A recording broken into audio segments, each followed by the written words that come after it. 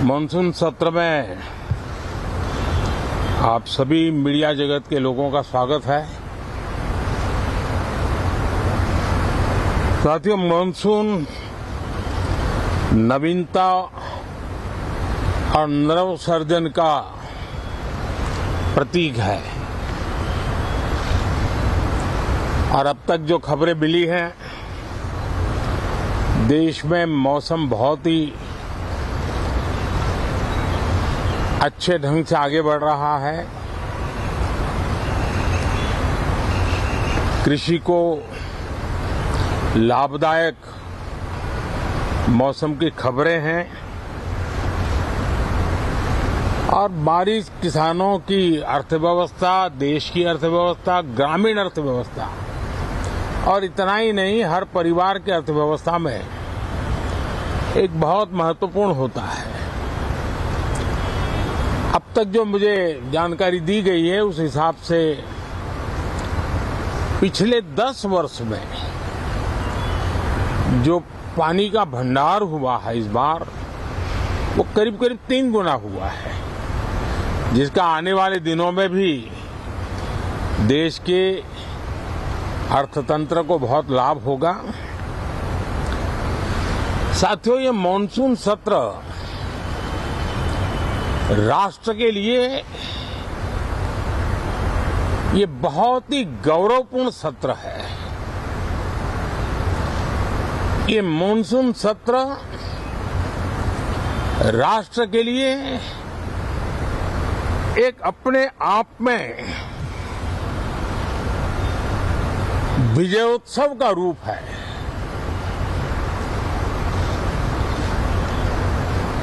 और जब मैं कहता हूं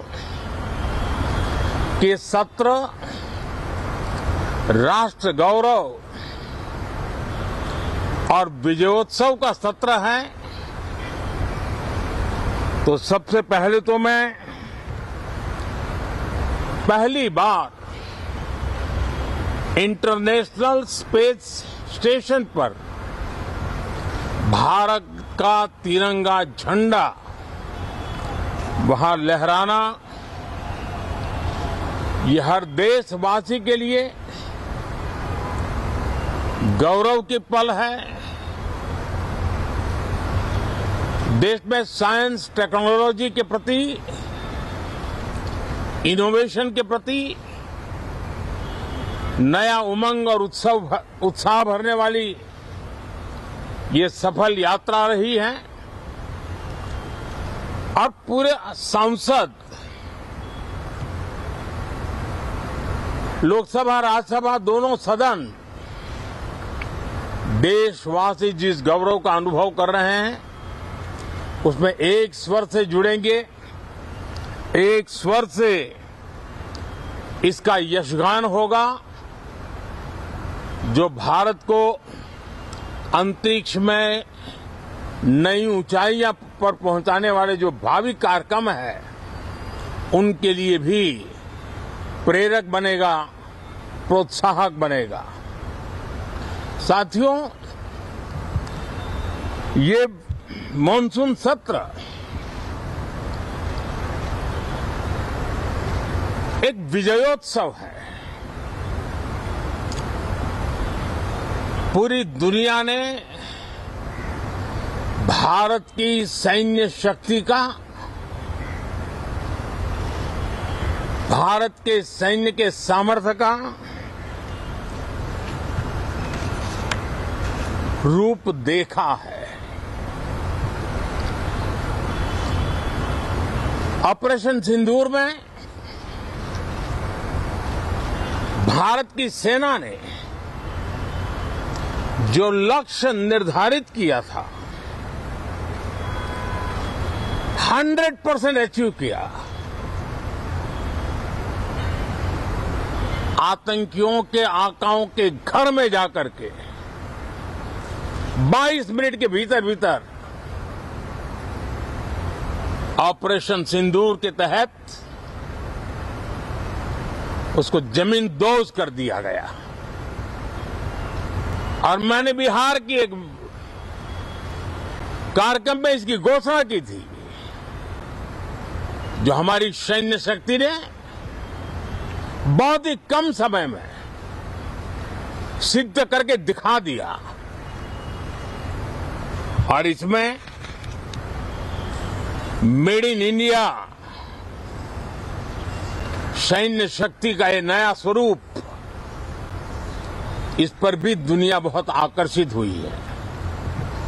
इन दिनों विश्व के जिन जिन लोगों से मिलना होता है तो भारत के इस मेड इन इंडिया जो औजार तैयार हो रहे हैं, उसके प्रति दुनिया का आकर्षण बढ़ रहा है। मुझे विश्वास है कि जब सदन इस विजयोत्सव को एक स्वर में विजय के भाव से इस सत्र के दरमियान उन ओजस्वी तेजस्वी भावनाओं को प्रकट करेगा, तो भारत की सैन्य शक्ति को बल मिलेगा,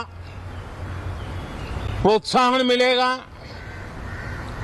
देशवासियों को प्रेरणा मिलेगी, और सैन्य क्षेत्र में जो रिसर्च, इनोवेशन और मैन्युफैक्चरिंग हो रहे हैं,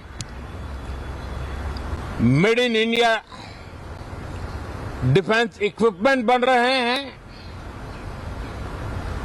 उसको भी एक बल मिलेगा, और जो भारत के नौजवानों के लिए नए रोजगार के अवसर पैदा करेगा। साथियों, ये दशक हम एक प्रकार से देख सकते हैं कि शांति और प्रगति कंधे से कंधा मिलाकर के आगे बढ़ने के कदम कदम पर प्रगति के एहसास करते रहे हैं।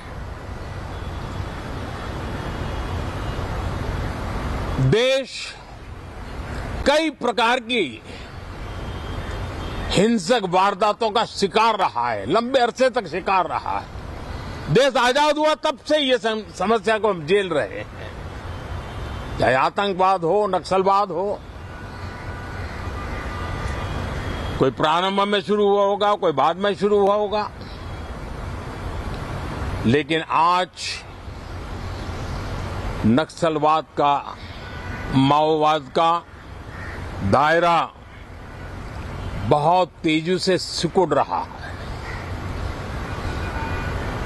माओवाद को, नक्सलवाद को जड़ से उखाड़ने के संकल्प के साथ देश के सुरक्षा बल एक नए आत्मविश्वास से, तेज गति से सफलता की ओर कदम रख रहे हैं।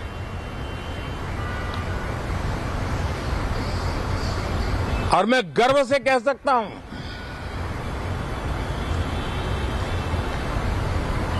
देश में सैकड़ों जिले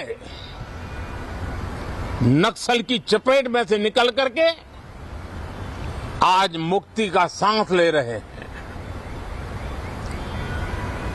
हमें गर्व है कि बम, बंदूक और पिस्तौल के सामने हमारा देश का संविधान जीत रहा है, हमारे देश का संविधान विजयी हो रहा है।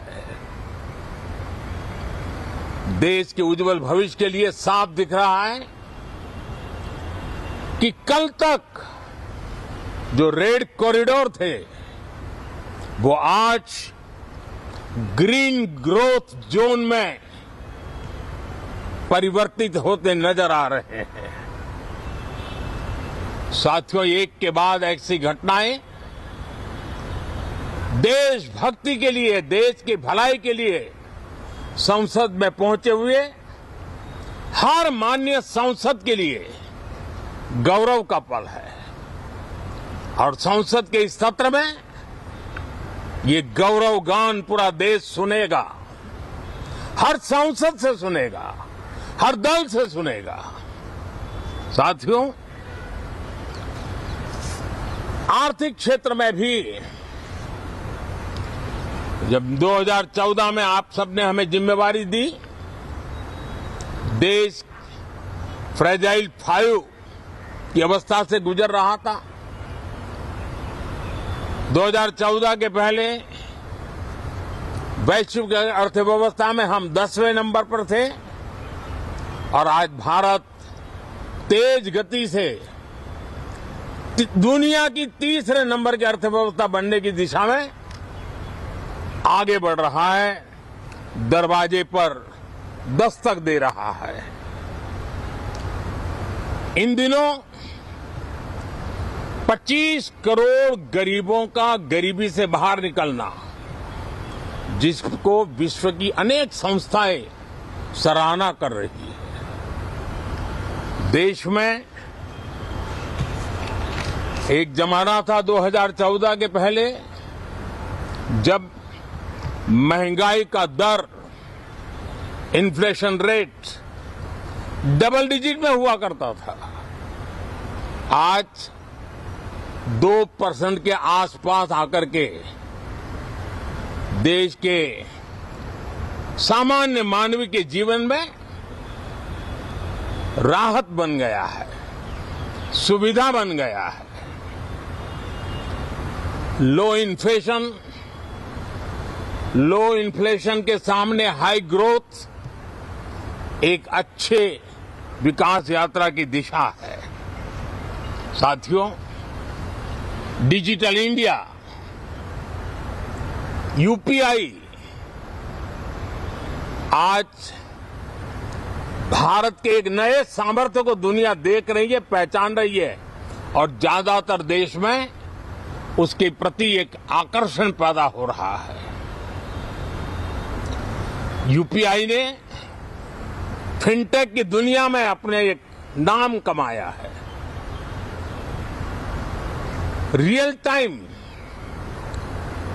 डिजिटल ट्रांजैक्शन दुनिया में सबसे ज्यादा हो रहे हैं। दुनिया में जितने हो रहे हैं, अकेले भारत में उससे ज्यादा हो रहे हैं। साथियों, पिछले दिनों इंटरनेशनल लेबर ऑर्गेनाइजेशन का एक वैश्विक समागम था और उसमें भारत ने बहुत बड़ी ऊंचाई प्राप्त की। आईएलओ का कहना है कि 90 करोड़ से ज्यादा लोग भारत में अब सोशल सिक्योरिटी के दायरे में हैं।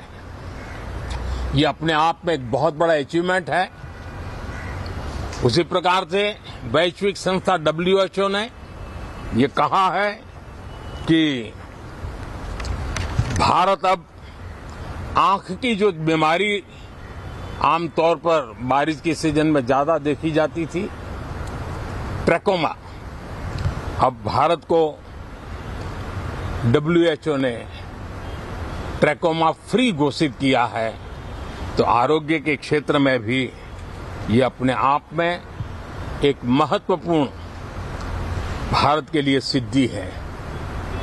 साथियों, पहलगाम की क्रूर हत्या, अत्याचार, नरसंहार पूरी दुनिया चौंक उठी थी।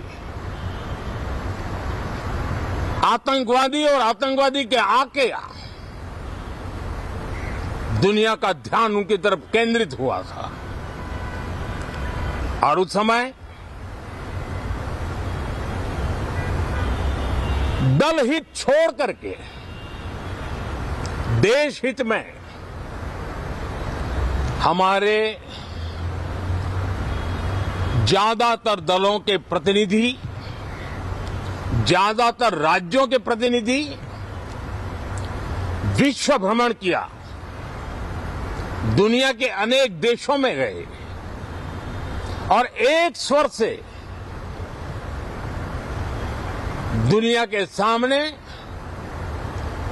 आतंकवादियों का आका पाकिस्तान को बेनकाब करने का एक बहुत सफल अभियान चलाया। मैं आज राष्ट्रहित में किए गए इस महत्वपूर्ण कार्य के लिए उन सभी सांसदों की सराहना करना चाहता हूं, सभी दलों की सराहना करना चाहता हूं और उसने देश में एक सकारात्मक वातावरण पैदा किया। विश्व ने भारत की बात को स्वीकार करने की दिशा में अपने मन के द्वार खोले और इसके लिए ये हमारे सांसदगण, हमारे राजनीतिक दल सराहना करने के मेरे लिए सौभाग्य है। साथियों, हम जानते हैं कि ये स्पिरिट, एक स्वर, एक एकता का वातावरण देश को कितना उत्साह से भर देता है। विजयोत्सव का ये पर्व इस मॉनसून सत्र में भी उसी भाव से प्रकट होगा। देश की सैन्य शक्ति को सराहना करेगा, देश के सामर्थ्य का गौरवगान करेगा और देश के 140 करोड़ नागरिकों को नई प्रेरणा का कारण बनेगा। मुझे विश्वास है कि हम सब मिलकर के डिफेंस के क्षेत्र में आत्मनिर्भर होने के इन प्रयासों को बल दें, सेना के सामर्थ्य की सराहना करें। और मैं आज देशवासियों के सामने जरूर कहूंगा और देश के राजनीतिक दलों से भी कहूंगा कि देश ने एकता की ताकत देखी है, एक स्वर का सामर्थ्य क्या होता है देखा है। तो सदन में से भी सभी माननीय सांसद उसको बल दें, उसको आगे बढ़ाएं। और मैं जरूर कहूंगा, राजनीतिक दल अलग अलग है, हर एक का अपना एक एजेंडा है, अपनी एक भूमिका है, लेकिन मैं इस वास्तविकता को स्वीकार करता हूं कि दल हित में मत भले न मिले, लेकिन देश हित में मन जरूर मिले। इसी एक भावना के साथ इस मॉनसून सत्र से देश के विकास यात्रा को बल देने वाले, देश की प्रगति को बल देने वाले, देश के नागरिकों को सामर्थ्य देने वाले अनेक विधेयक प्रस्तावित हैं। सदन विस्तृत चर्चा करके उसको भी पारित करेगा। मेरी सभी माननीय सांसदों से उत्तम डिबेट चलाने के लिए शुभकामनाएं हैं। बहुत बहुत धन्यवाद। మీరు డయాబెటిక్ అయి ఉంటే ఒక్క fasting blood sugar, post prandial blood షుగర్తో సరిపెట్టుకోకండి. మీకు కావాల్సింది సంపూర్ణ డయాబెటిక్ ప్యాకేజ్. అందుకే యాపిల్ డయాగ్నోస్టిక్ సెంటర్ వారు అందిస్తున్న యాపిల్ డయా కేర్ కేవలం 599 రూపాయలతో అన్ని రకములైనటువంటి డయాబెటిక్ పరీక్షలు నిర్వహించబడును. ధర తక్కువ, ఫలితం ఎక్కువ. సంప్రదించండి 8008804014 900000979880.